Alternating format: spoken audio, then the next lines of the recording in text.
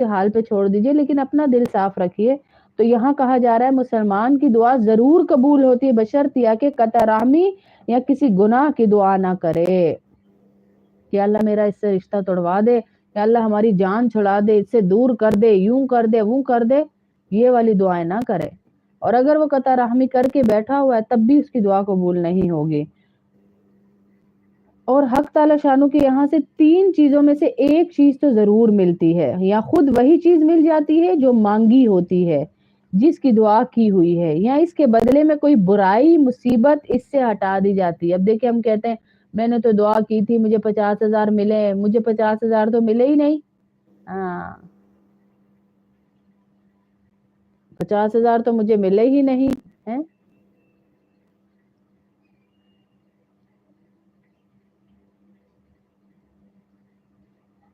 تو وہ 50,000 کون سے تھے؟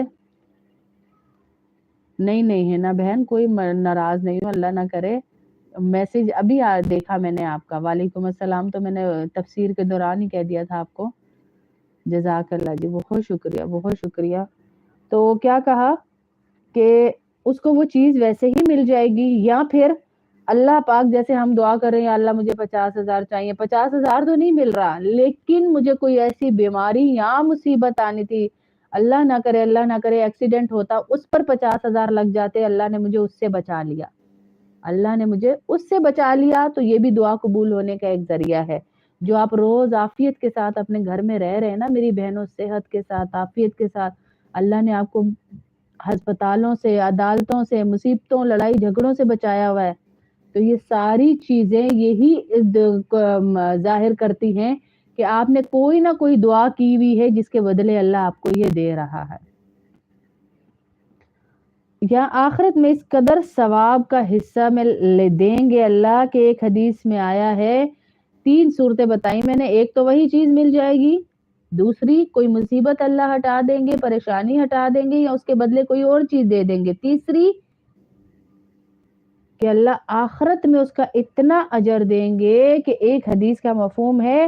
کہ قیامت والے دن حق تعالی شانو بندے کو بلا کر ارشاد فرمائیں گے، اے میرے بندے میں نے تجھے دعا کرنے کا حکم دیا تھا اور اس کے قبول کرنے کا وعدہ بھی کیا تھا، تو مجھ سے دعا مانگی تھی، وہ عرض کرے گا مانگی تھی، اللہ اکبر، اس پر ارشاد ہوگا تو نے کوئی دعا ایسی نہیں کی کہ جس کو میں نے قبول نہ کیا ہو، تو نے فلاں دعا مانگی تھی کہ فلاں تکلیف ہٹا دی جائے، میں نے اس کو دنیا میں پورا کر دیا تھا، اور فلاں غم کے دفع ہونے کے لیے دعا کی تھی مگر اس کا اثر تجھے معلوم نہیں ہوا، میں نے اس کے بدلے میں فلاں اجر ثواب تیرے لیے متعین کر دیا تھا۔ حضور اکرم صلی اللہ علیہ وسلم فرماتے ہیں اس کو ہر دعا یاد کرائی جائے گی، کون کروا رہا ہے؟ اللہ رب العزت، تو نے فلانے وقت میں یہ دعا کی تھی، تجھے اولاد نہیں ملی نا، لیکن تو دیکھ اب میں تجھے کیا اجر دیتا ہوں۔ بعض اوقات اولادیں ہوتی ہیں لیکن شوہر پاؤں کی جوتی پہ رکھتے ہیں، اللہ ایک نعمت نہ دے کر 1000 نعمتیں دے رہا ہوتا ہے، لیکن اللہ سب کو ہی دے، اللہ سب کو ہی نعمتیں دے، آمین اللہم آمین۔ اور اس کا دنیا میں پورا ہونا یا آخرت میں اس کا عوض بتلایا جائے گا، اس اجر و ثواب کو دیکھ کر وہ بندہ حسرت کرے گا کہ یا اللہ میری کوئی دعا بھی قبول نہ ہوئی ہوتی اور مجھے آخرت میں ہی سب کچھ مل جاتا، اللہ اکبر، ہیں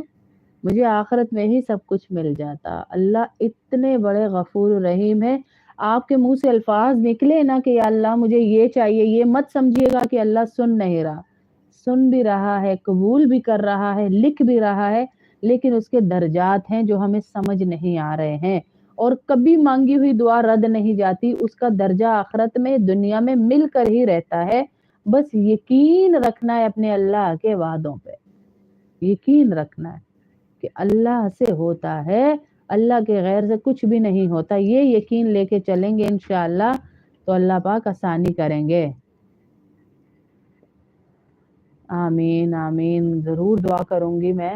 نفیسہ کہ اللہ پاک آپ کے بھائی کی شادی آسانی کے ساتھ کروائے، عزت کے ساتھ وقت گزر جائے، عافیت کے ساتھ، اور وہ بچی جو آئے آپ کے بھائی کو جنت میں لے جانے والی بن کے آئے، آمین اللہم آمین۔